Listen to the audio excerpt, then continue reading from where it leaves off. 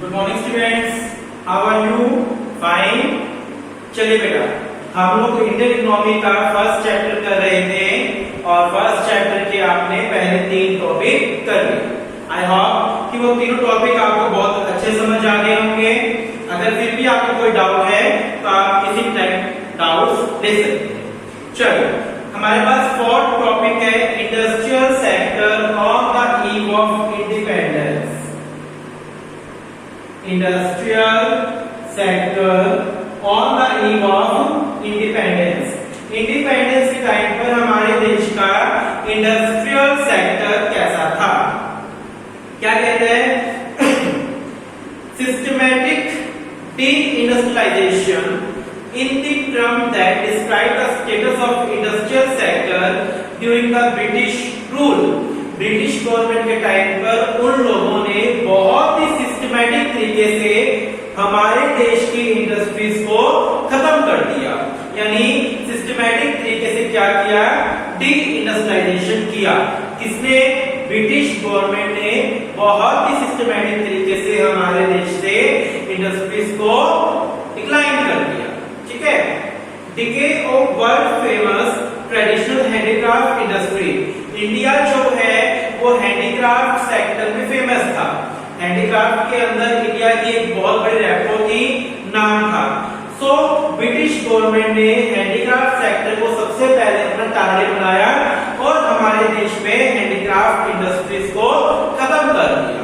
तो सबसे पहले इंडस्ट्रीज के अंदर जो हैंडीक्राफ्ट सेक्टर था उसको ब्रिटिश गवर्नमेंट ने क्या किया? खत्म किया। Secondly, bleak growth of modern industry owing to lack of investment opportunity। जो मॉडर्न इंडस्ट्रीज थी उनकी ग्रोथ लो कर दी। bleak मतलब लो ग्रोथ। ठीक है। Low growth of modern industry owing to lack of investment opportunity। ठीक है। जो हमारे देश में मॉडर्न इंडस्ट्रीज थी उनकी ग्रोथ को डिक्लाइन कर दिया। सो टॉपिक क्या आपका कि इंडस्ट्रियल सेक्टर कैसा था इंडिपेंडेंस के टाइम पर? तो कहता है ब्रिटिश गवर्नमेंट ने हमारे देश में डी इंडस्ट्रियलाइजेशन किया, यानी हमारे इंडस्ट्रीज को डिक्लाइन किया। ठीक है। इसके लिए ब्रिटिश गवर्नमेंट ने क्या किया? सबसे पहले हैंडीक्राफ्ट सेक्टर्स को डिक्लाइन कर दिया हमारे देश से। दूसरा उन्होंने क्या किया? जो मॉडर्न इंडस्ट्रीज की ग्रोथ थी उसको स्टॉप कर दिया। ठीक है। जब मॉडर्न इंडस्ट्रीज की ग्रोथ रुक जाएगी तो ऑटोमेटिकली हमारी इंडस्ट्रीज डिक्लाइन होगी। चलिए, हम लोग कुछ पॉइंट्स पढ़ते हैं। पहला है topic decay of handicraft. Industrial sector के अंदर फर्स्ट टॉपिक है आपका डिके ऑफ हैंडीक्राफ्ट। हैंडीक्राफ्ट में डिके करना यानी हैंडीक्राफ्ट सेक्टर को डिक्लाइन करना।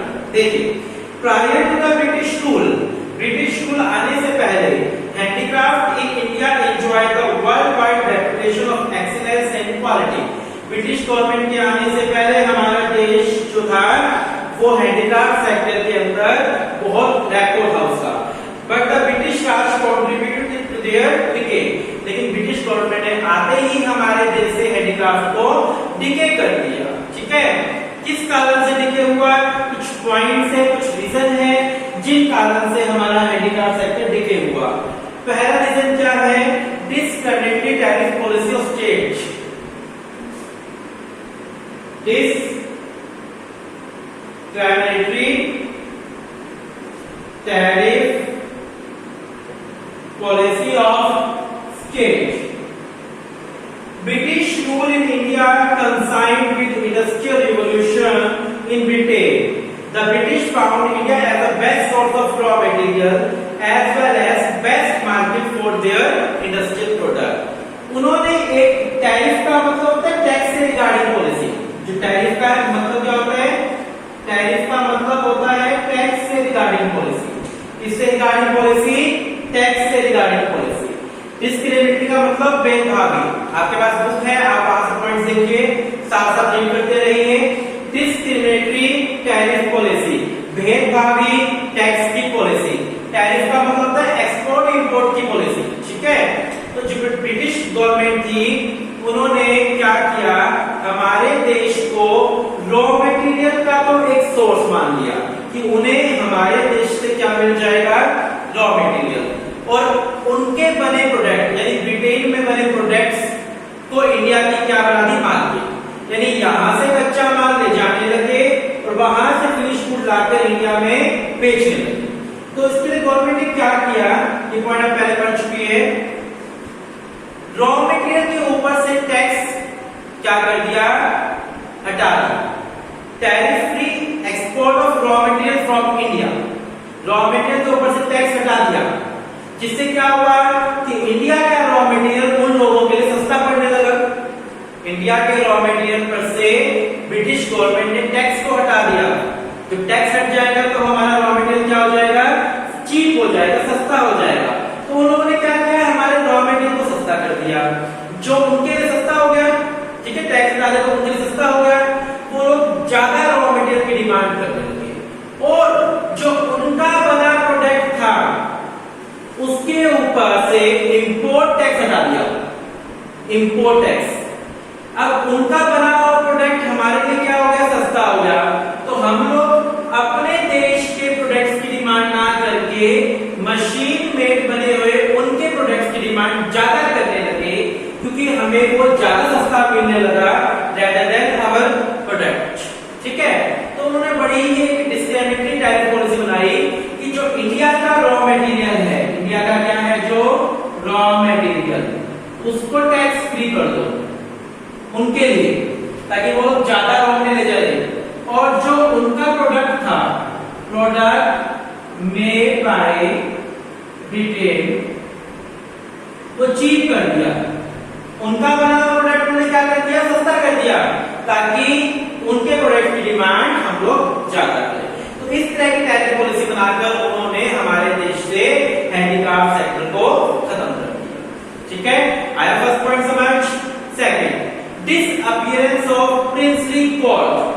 डिसअपीयरेंस, पहले क्या होता था, आपने देखा होगा जितने भी रिलीजियस कुछ फिल्म होती है या नाटक होते हैं धार्मिक, तो उनमें बहुत बड़े बड़े दरबार होते हैं, वहां पर हैंडीक्राफ्ट बहुत ज्यादा लगे होते हैं, लाइक झूमर हो गया या फिर कॉलिन होगी। ठीक है, और जो कारपेट वगैरह है, तो वहां बहुत ज्यादा यूज होते थे वहां प्रिंसली कोर्ट्स के अंदर।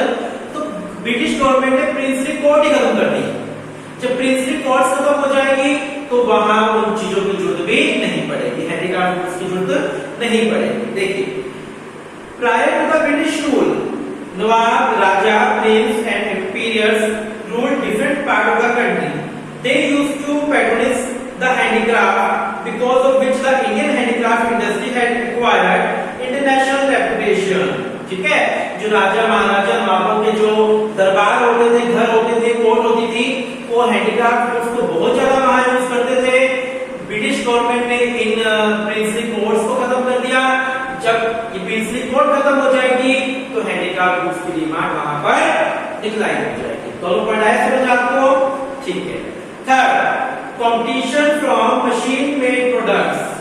जैसा कि मैंने अभी आपको बताया कि ब्रिटिश गवर्नमेंट ने क्या किया, अपने खुद के देश में बने हुए मशीन मेड प्रोडक्ट्स के ऊपर से टैक्स हटा दिया, ताकि हम लोगों के लिए उनका प्रोडक्ट क्या हो जाए, सस्ता हो जाए और हम लोग उनके प्रोडक्ट की डिमांड ज्यादा करें। ठीक है, competition from machine made product. Machine made product from Britain were low cost product and gave us stiff competition to the handicraft products in India. जो machine made products थे उन्होंने बहुत अच्छा competition दिया handicraft goods को। Also machine made product out excel Indian handicraft product in precision and quality. थोड़ा सा होता है machine made products थोड़ी क्वालिटी में ज्यादा अच्छे बन पाते हैं rather than handmade। ठीक है, सो मशीन मेड प्रोडक्ट्स की डिमांड ज्यादा होने लगी और हैंडीक्राफ्ट गुड्स की डिमांड धीरे धीरे डिक्लाइन होने लगी। तीनों पॉइंट आए समझ आप लोगों को कि एक तो क्या किया ब्रिटिश गवर्नमेंट ने हैंडीक्राफ्ट सेक्टर को खत्म करने के लिए डिस्क्रिमिनेटरी टैक्स पॉलिसी बनाई। ठीक है, टैक्स की पॉलिसी बेकार बनाई। सेकंड क्या किया, प्रिंसली कोर्ट को डिसअपीयरेंस कर दिया, खत्म कर दिया, जहां पर हैंडीक्राफ्ट गुड्स बहुत ज्यादा यूज होते थे। थर्ड क्या किया, competition from machine made products, जो मशीन मेड प्रोडक्ट्स थे बहुत ज्यादा आने लगे हमारे देश में, जिससे हैंडीक्राफ्ट गुड्स की डिमांड कम होने लगी। New pattern of demand,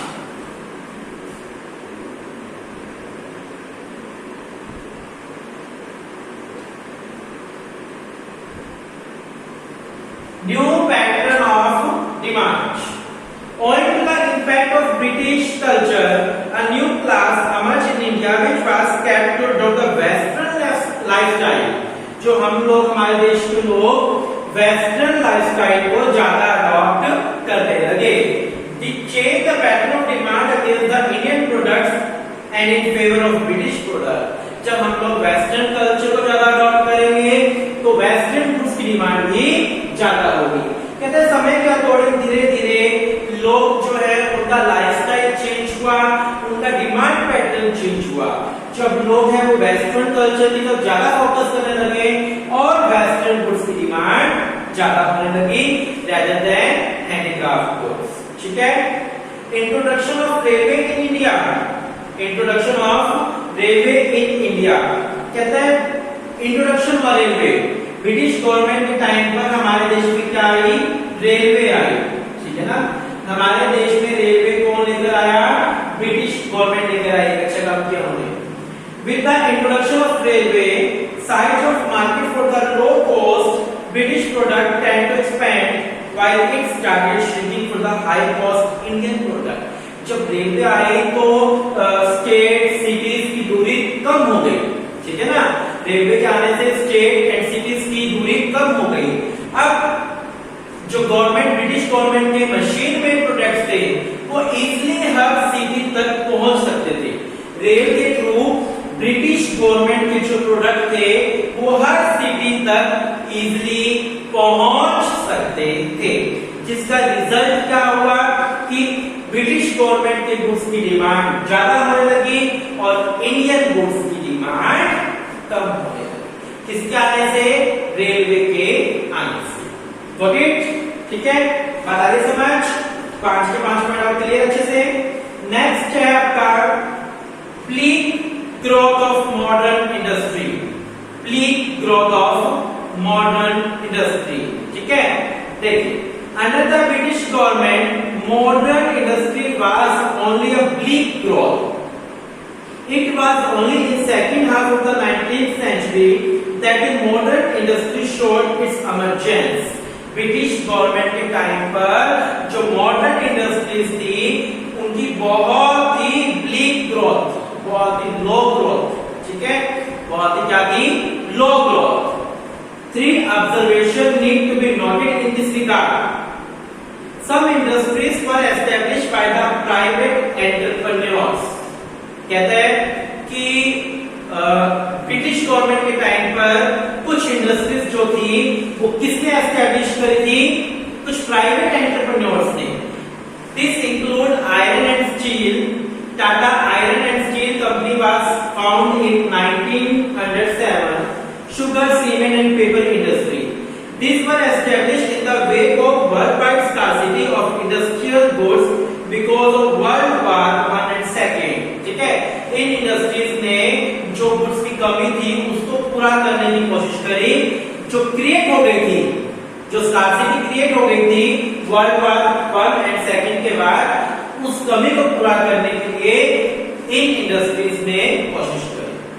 The state participation in the process of modern industrialization was very limited. जो गवर्नमेंट थी उनका बहुत ही लो रोल था इंडस्ट्रियलाइजेशन के अंदर. It confined only to area which would enlarge the size of market for the British product in India. This area include railway, power generation, developments of port, means of communication. कहते हैं कि British government का जो role था वो बहुत ही कम जगह पर था, क्योंकि उस टाइम तो हमारे पास ब्रिटिश रूल था. 1907 में ब्रिटिश गवर्नमेंट के हाथ में सब कुछ था. 1947 से पहले जो जितना भी राज था हमारे देश में, कंट्रोल था किसके हाथ में था? ब्रिटिश के हाथ में था, ब्रिटिश गवर्नमेंट के हाथ में था. जो फॉरेनर्स है उनके हाथ में था. सो कहते हैं यहाँ पर कि आजादी से पहले प्राइवेट सेक्टर यानी प्राइवेट लोगों की कुछ एंटरप्राइज थी बस. ठीक है. कुछ प्राइवेट लोगों ने थोड़ी सी एंटरप्राइज बनाई थी जिसमें आयरन एंड स्टील टाटा वालों की कंपनी थी. ठीक है. जो ब्रिटिश गवर्नमेंट थी उसका क्या रोल था? ब्रिटिश गवर्नमेंट का बस इतना रोल था कि ब्रिटिश गवर्नमेंट ने कुछ जगह पर काम किया. वो जगह क्या क्या थी? Railway, power generation, development of port and means of communication. There was no capital good industries नहीं थी। कैपिटल गुड इंडस्ट्री आपको पता होगा कौन सी होती है, मशीनरी वाले इंडस्ट्रीज। कौन सी इंडस्ट्रीज, मशीनरी वाले इंडस्ट्रीज नहीं थी। जो मशीनरी वाली इंडस्ट्रीज थी वो बहुत कम थी। Capital goods industry produce goods like machine and industrial plant which are used for further industrialisation. ठीक है, तो कह रहे हैं कि हमारे देश में इंडिपेंडेंस से पहले इंडस्ट्रीज का बहुत ब्लीक ग्रोथ था, बहुत स्लो ग्रोथ था, लो ग्रोथ था। रीजन क्या, कि कुछ इंडस्ट्रीज प्राइवेट लोगों ने बनाई थी, वो टाटा जैसे वाले लोगों ने बनाई थी। ठीक है, गवर्नमेंट का बहुत ही कम रोल था इंडस्ट्रियलाइजेशन के अंदर। कहां रोल था ब्रिटिश गवर्नमेंट का, रेलवे में, पावर जनरेशन में, पोर्ट्स को बनाने में, कम्युनिकेशन के अंदर। और हमारे देश में कैपिटल गुड्स इंडस्ट्री नहीं थी। क्या नहीं थी, कैपिटल गुड की इंडस्ट्री नहीं थी। कैपिटल गुड इंडस्ट्री से ही देश का ग्रोथ होता है। ठीक है, बात आई समझ में। Bleak growth.